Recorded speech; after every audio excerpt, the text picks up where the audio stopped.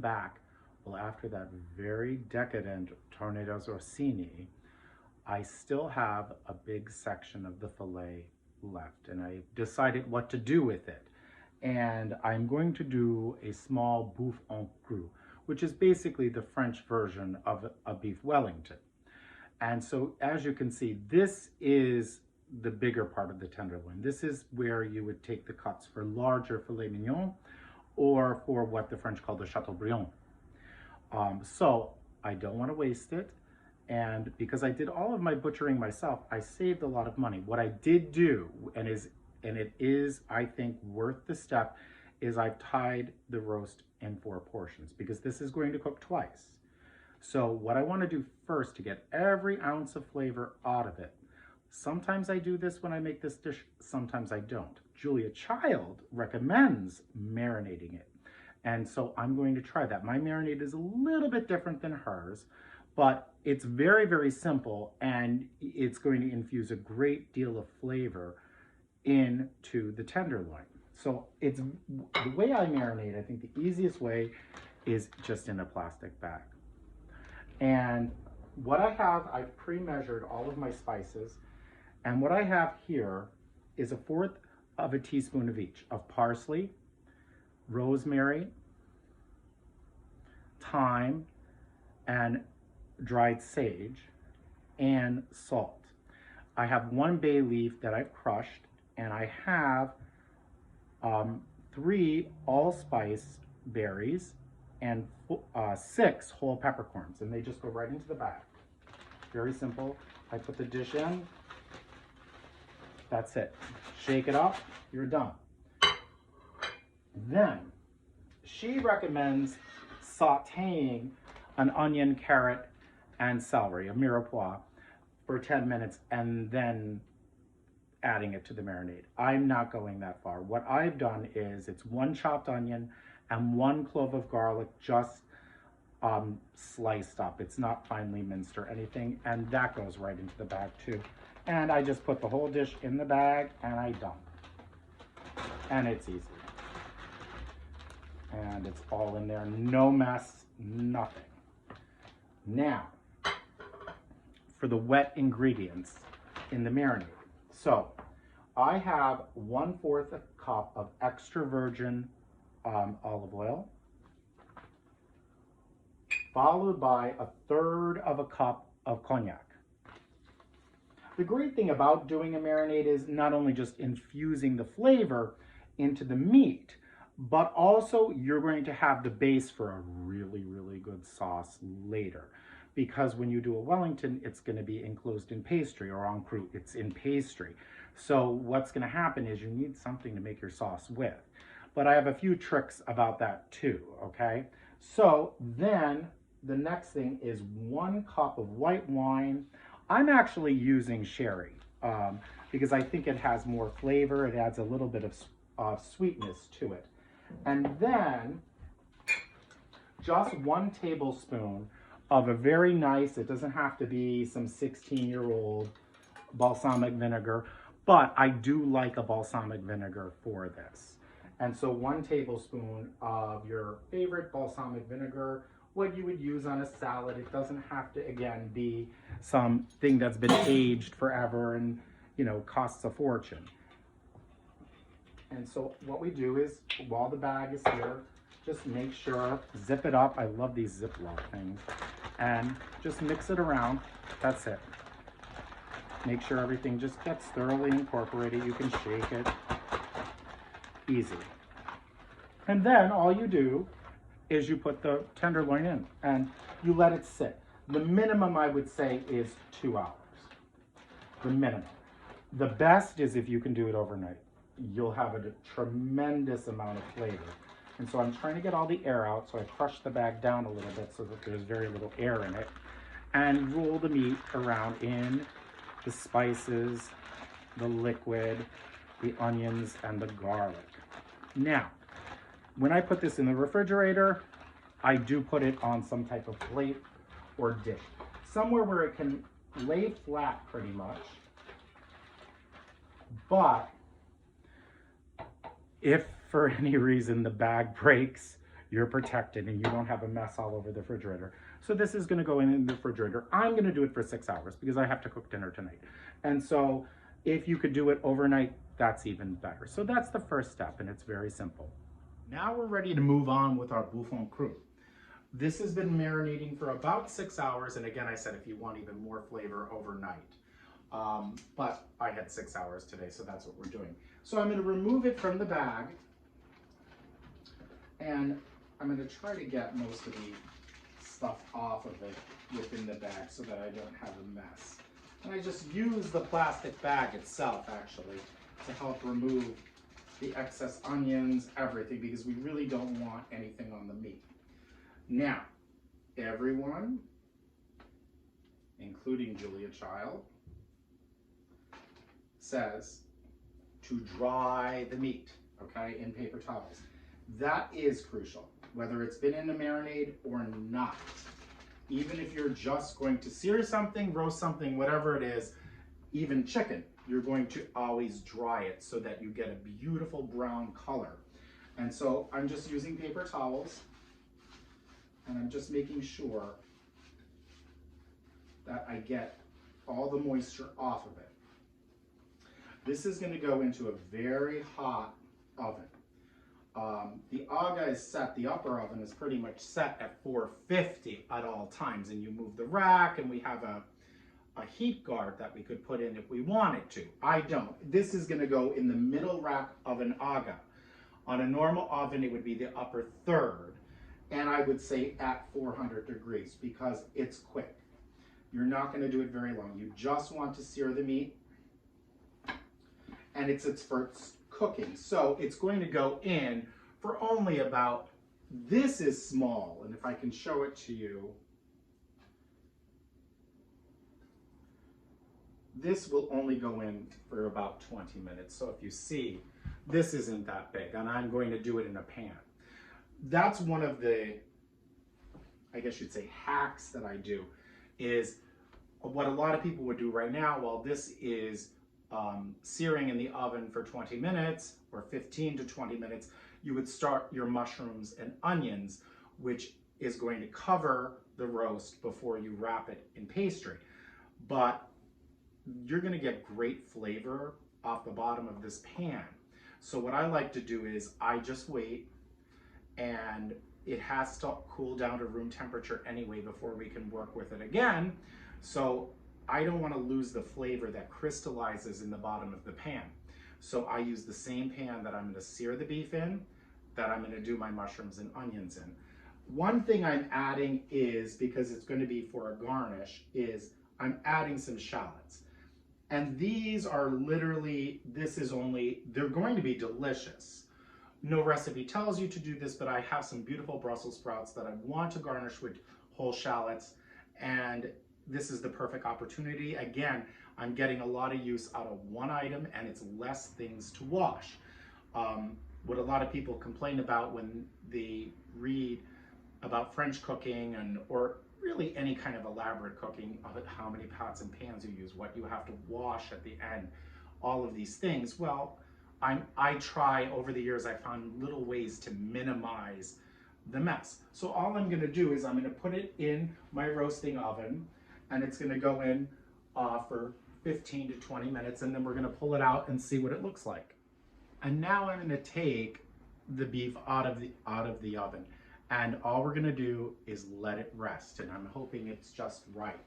So there's going to be some steam first, and then that's just right.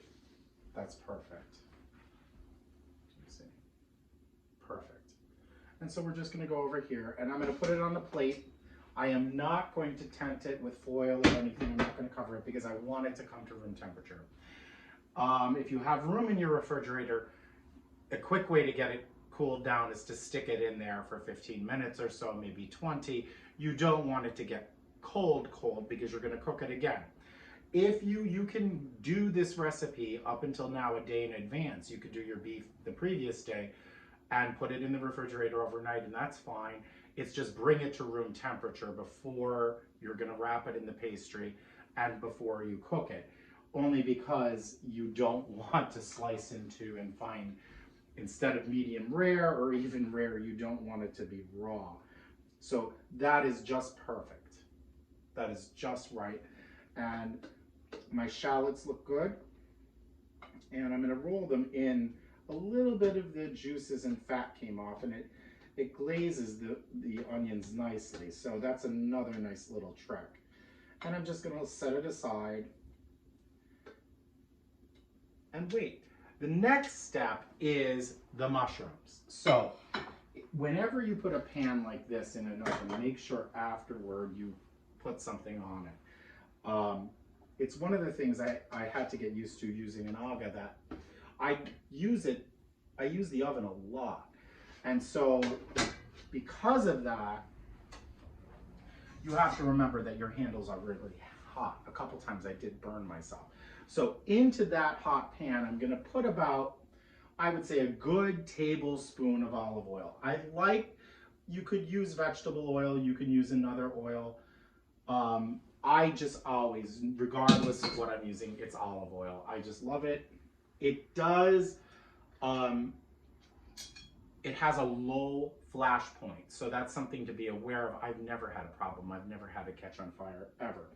And so after adding to the oil, I'm gonna add about a good solid tablespoon of butter. And the reason I do this is, we want to really flavor the mushrooms and the onions with butter, because that's going to have a lot of richness and flavor to it. And what's really important, and why I do it this way, is, and I don't just use oil, the oil protects the butter from scorching. The butter has an even lower point at which it will burn. And so all I'm doing is I'm getting it ready. And I might use my, oh, there we go, my simmering plate, or sorry, my boiling plate. I always confuse the two. This is the boiling, this is the simmering plate. And so to get it started, if you need to start on high, just to get the pan nice and hot. But after that, we're going to turn down the temperature. And I would say you're going to do it on medium.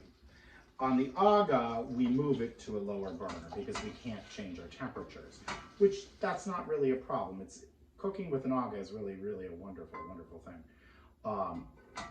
because it's always on, it's always there, ready to use. So what I have is about, it's a little over 2 cups of mushrooms, and they're only sliced.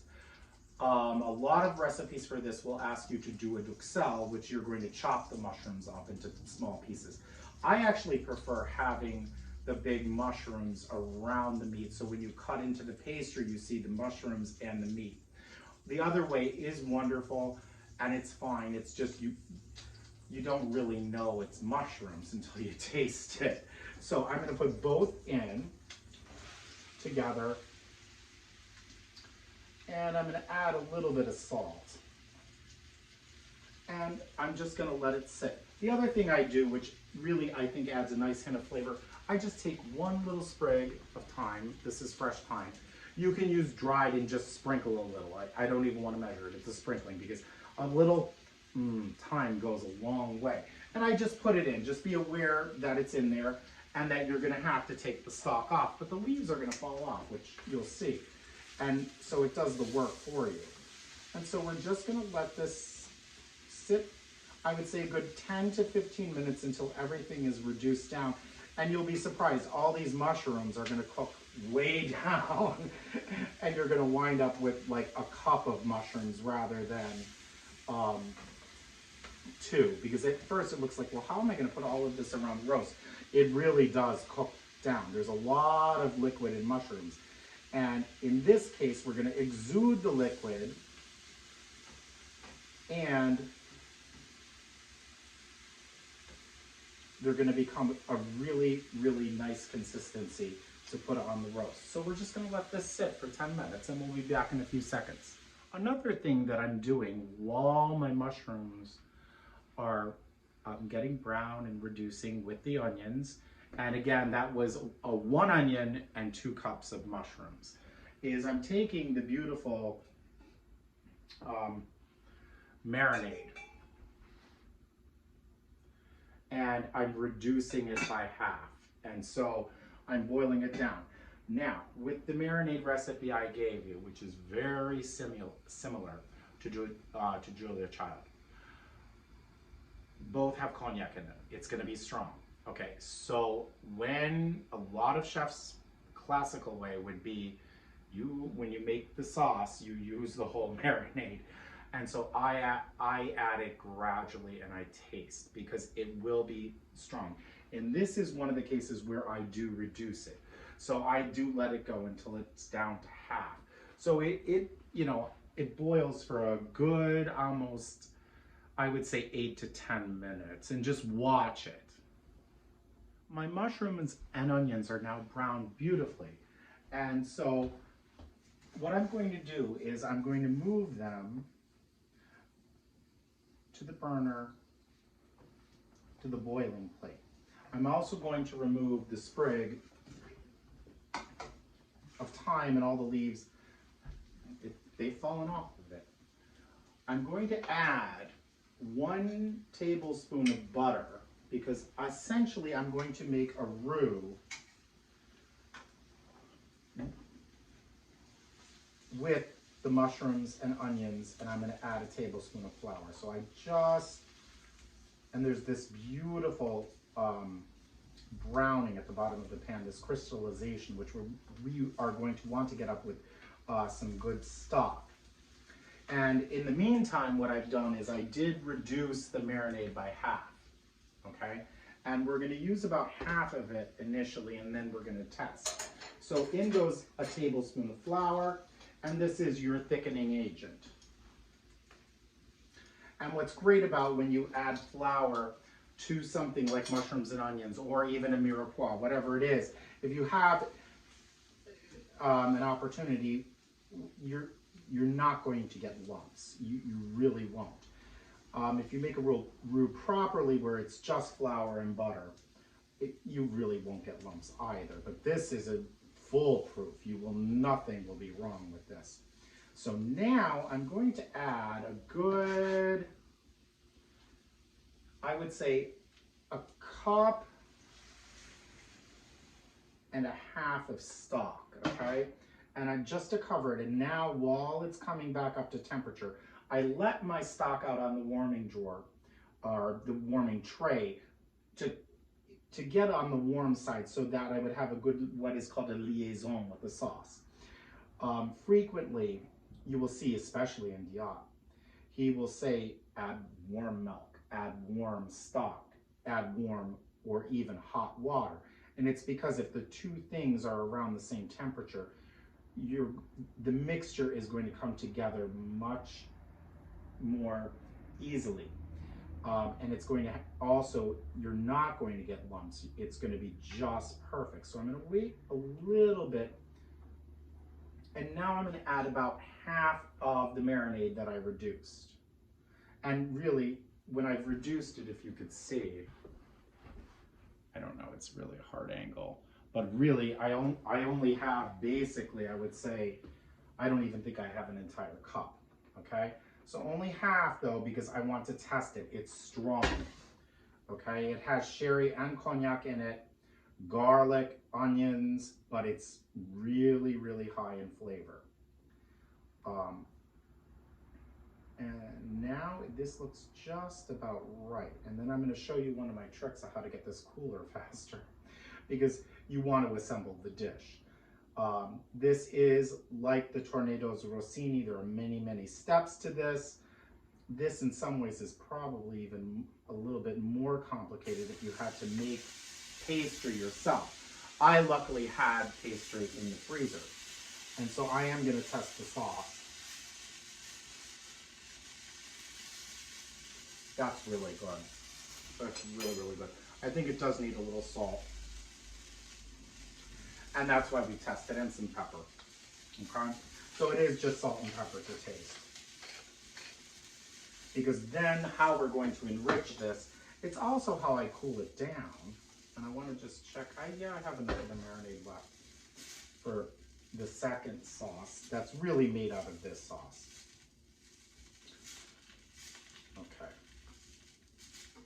So now what I do is I take it off the heat completely, okay? And what I'm gonna do, because this is a warming tray, and if you don't have an aga, you don't have to worry so much about this, but now I let it cool down a little bit, and I'm gonna add a cup of heavy whipping cream. You could omit the cream, and there are many recipes for beef Wellington or bouffon Croûte where there is no cream in the sauce.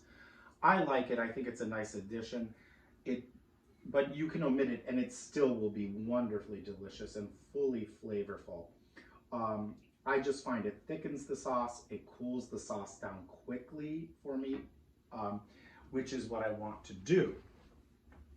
Because the whole thing is I have this leftover tenderloin from Tornado Surcini. I'm trying to do something with it. I had extra pastry in the freezer. And it's funny, talking about pastry, there's an episode, I believe, with Julia Child and Simone Beck. It's, I think, in the very original series of the French Chef. And they cook together in Marseille. And they even go out to the market. So I'm just stirring it, and this is off the heat because the cream is going to thicken it, even just the way it is. You could heat it more, but the whole point of this is to get this as cold as possible, as soon as possible. But talking about pastry, and Julia Child talks about frozen pastry and how useful it is, and you can just get it. And Simone Beck says, "I'm French. I don't buy frozen pastry. I make my own."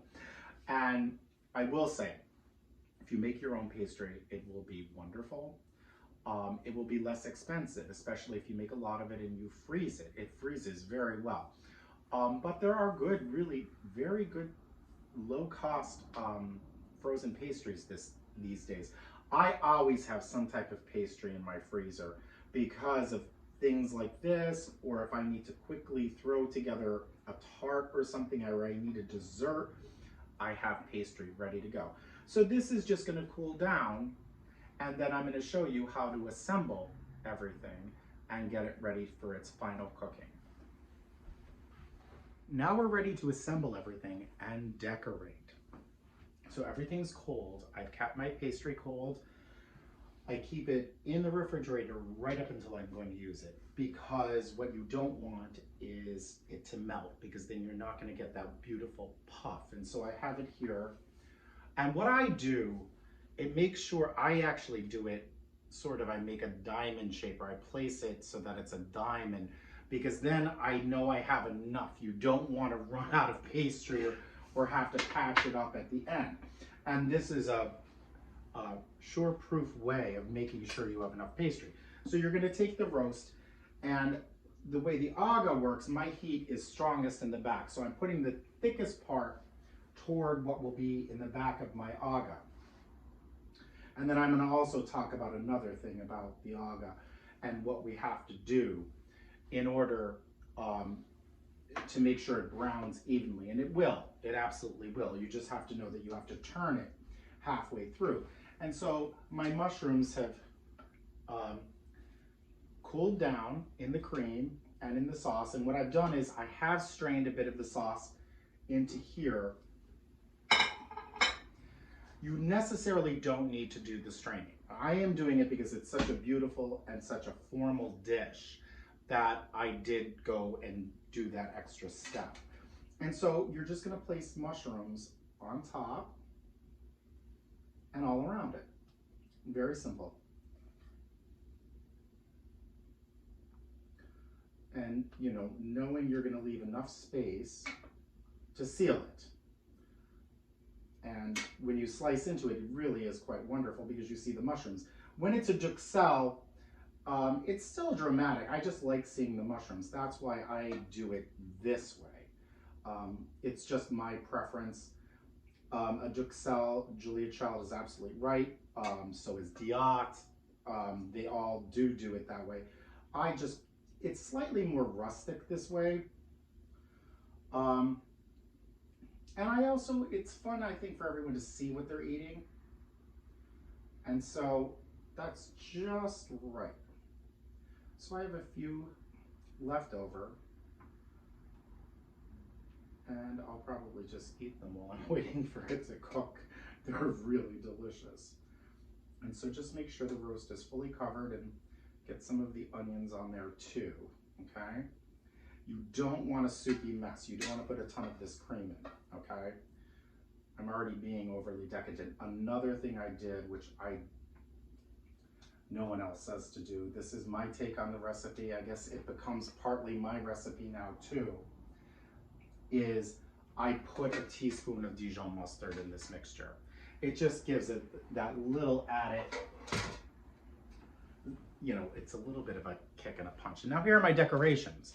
So in advance, what I did while I was waiting for my mushrooms to reduce, I made little leaves and some little vines. Some of my vines aren't that good, but in the cooking it'll be fine. Hopefully they won't burn. So don't put the pastry anywhere near the heat. What you're gonna do is you're gonna take the top now, and you're gonna find you probably have more pastry than you need. But that's better than not having enough. So you just put it over the top, and you're gonna stretch it. I start first by pinching it together, okay? I don't even put an egg wash on it. Because it is puff pastry and there is so much butter in this, I'm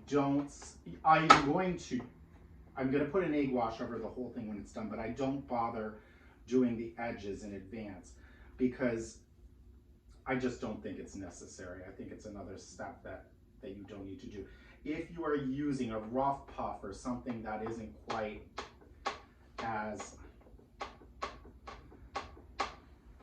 isn't going to mold itself so quickly, then yes, you're going to either want to coat it with water on the bottom and it'll help the dough combine. But with this type of pastry, I don't think it's necessary at all. And so I'm making nice firm marks around it. And I'm sort of forming it with my hands together. And I'm getting around it because then I'm going to cut. Okay, I'm going to cut away excess. Sometimes I roll the ends up and it's rather decorative, but for this, I'm going to do it the absolute correct way, that I'm going to make it a rectangle.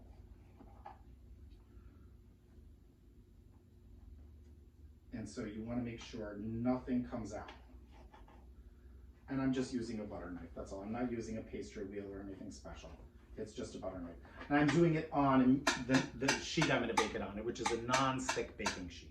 That's what you want to use. I don't know if anyone has anything other than a non-stick baking sheet these days, but if you do, put a piece of parchment paper underneath it, okay? Because you want to be able to get it off to put it on your platter. And so we remove the excess.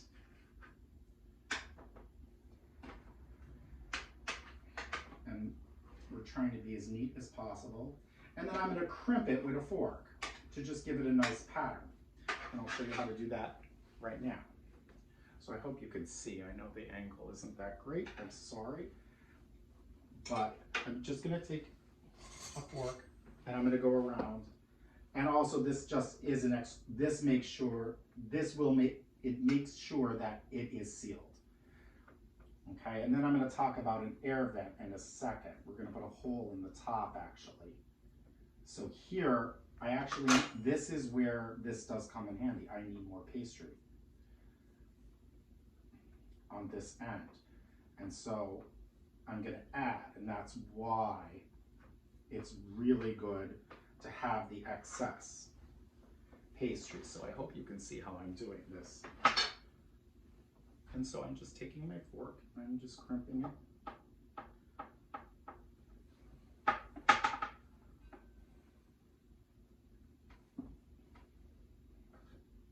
And what I am going to do, I'm just probably a stickler for everything looking right. I'm going to add extra and then cut it so that it's even like the other side because it is so lovely. I want the effect to be quite good. And we crimp. And we're going to decorate it with herbs too. So what I also do to make sure we don't have any problems later, I do run my knife underneath it. Sometimes you'll get some leakage in the cooking and that's okay. Because you see we're going to decorate it even further. Now, the next stage is we do now put an egg wash over it. My egg wash has its eggs and cream. It's 1 egg and about, I'd say 2 tablespoons of cream. You can use water. A normal egg wash doesn't have cream, and I'm just being exceptionally decadent today. So I start at the top and let it roll down, and then I go around it, because I get a good layer on it so that the decorations are going to adhere to it. If we take all that time to make those lovely decorations, we really want to make sure they stick and don't fall off. And be liberal with it. It's better to have too much of this than not enough, because you don't want spots. And if it pours over, you simply cut it before you remove it from the sheet. That's all. That's it. Simple. And I just let it pretty much fall down, and then I'll clean it up a little bit before I put it in. But this is looking very good. It's looking beautiful. If you can do this, you can do a pâté en croûte, you can do a duck in pastry. I know that's one of like many people's goals when cooking through mastering the art of French cookery. It really isn't that hard, okay? Especially if you have everything. If you have to start from scratch and make the pastry, make this and make that, then I could see how it's going to be a problem. So the next thing is, I made these little vines, so I'm going to put these little vines around, and I hope they don't burn off. That's my biggest fear, is that they're just gonna, I've never done it like this before, but I think it's gonna be really pretty. And so I'm making them curl almost like grapevines.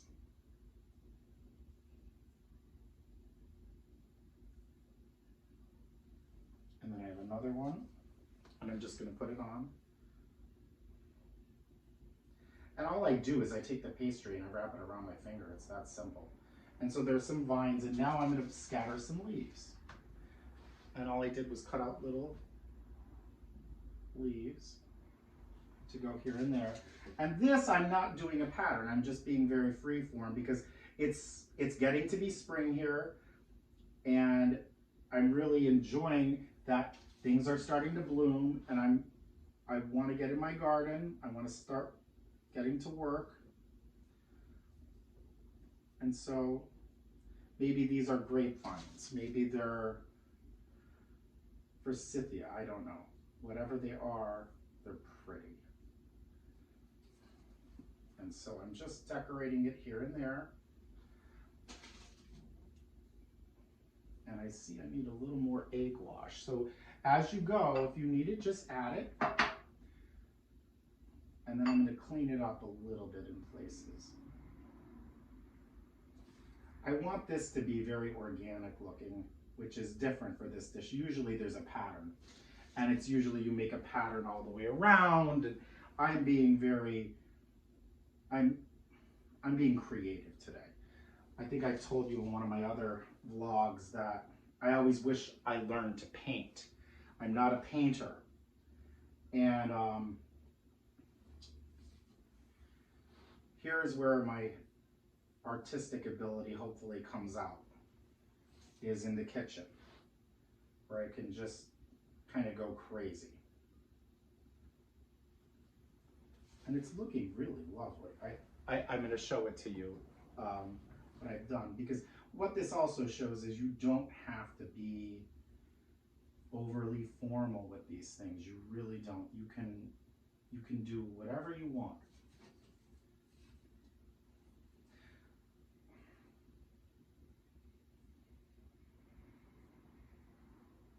You're the artist. You know, it's just like music. I hear the same piece played by so many different people, and it's so wonderful actually to do that, because to listen to other people play the same composition you yourself might play or listen to. And you hear their different approach to it, and it's always so wonderful and beautiful. And I think I'm going to create a little patch back here. I hope they're not upside down, but I think I did it upside down, so I'm going to turn it. Immediately, once it's decorated, I'm going to put a little egg wash on the decorations.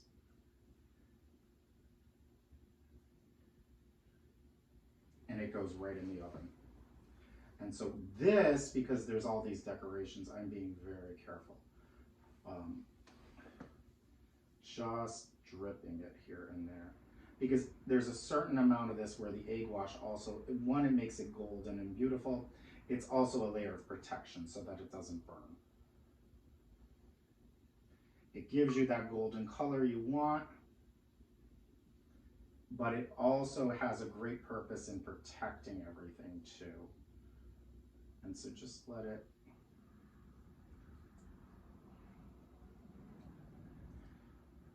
I think Carême or Escoffier would love this.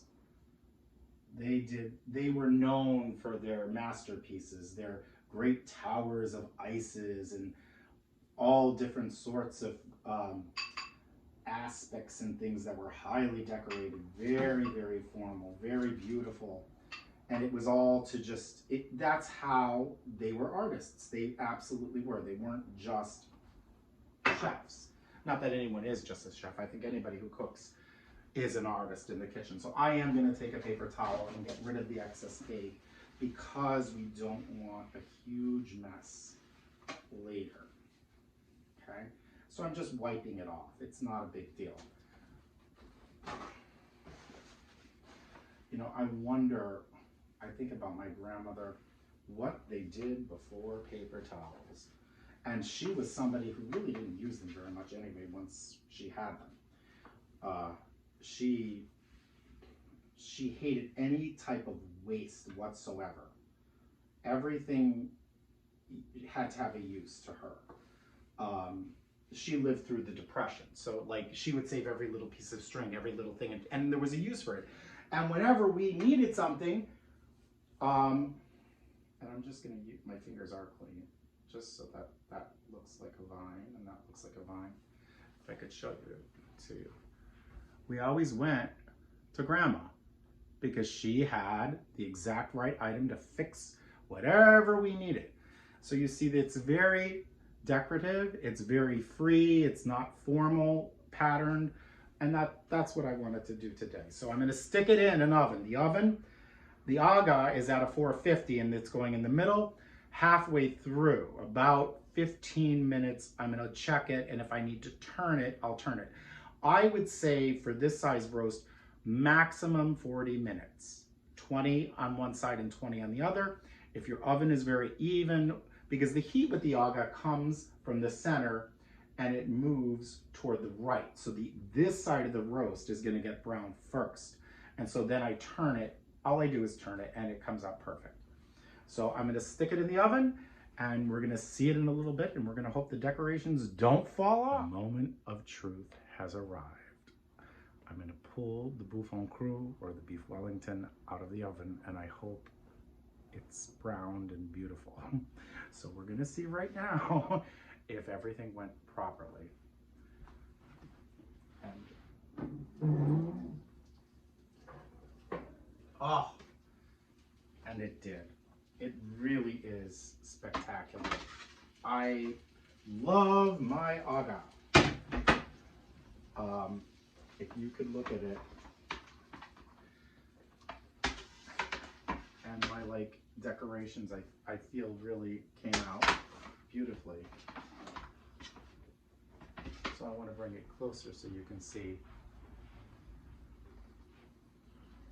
I think it's just lovely. I didn't do a formal design. I did more of a vine design across it and around it. And these little parts where I said the egg, you know, it did obviously burn a little bit. We're going to cut them off and we're going to make it perfect. I'm going to show you when I plate it. So what you do now is the first thing you should do immediately is with a butter knife is go around and loosen it. And those areas where, like I just cut them off, Very simple, and nothing's coming out. So I sealed it properly, okay, because we have to free it from the tray, and it does feel very loose, which is good. And what I do is with 2 spatulas, I slide it onto my serving platter, but I go around it first because you don't want this to catch when you move it, or you're going to have a mess everywhere, and all your hard work will be for naught. But it's lifting perfectly, and like I said, there's just so much butter in the pastry that it's not going to stick to anything. It's moving beautifully. So in a few seconds, you're going to see the finished product. I'm going to put it on a plate, and I'm going to garnish it and show you the accompaniments. I'm so excited. And the aga did its job. I love my aga. You do have to change the way you cook occasionally because, like I said, I had to turn it. In a normal oven, you would not have to. And when I mean turn it, is all I am doing is just turning it in the other direction so that it browns evenly. So see you back in a few, and I think this is going to be a spectacular dinner. And now we have the finished product, the bouffon cru, or beef Wellington. And all I've done, I've garnished it very simply. I think it stands on its own. I think the decorations of the pastry and all of the work has paid off. And all I've done is I've strewn some rosemary, because there's rosemary in the recipe, as well as some thyme. And I've reduced the sauce, which I've put in a sauce boat, and I did strain it. For this particular meal, I think it is worth doing so that you have a beautiful clear sauce.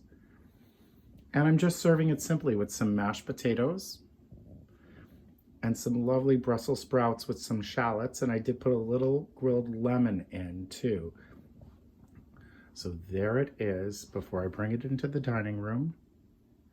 And my guest this evening doesn't wish to be videoed, so unfortunately I cannot show you how I would serve it, but it should rest for 10 minutes.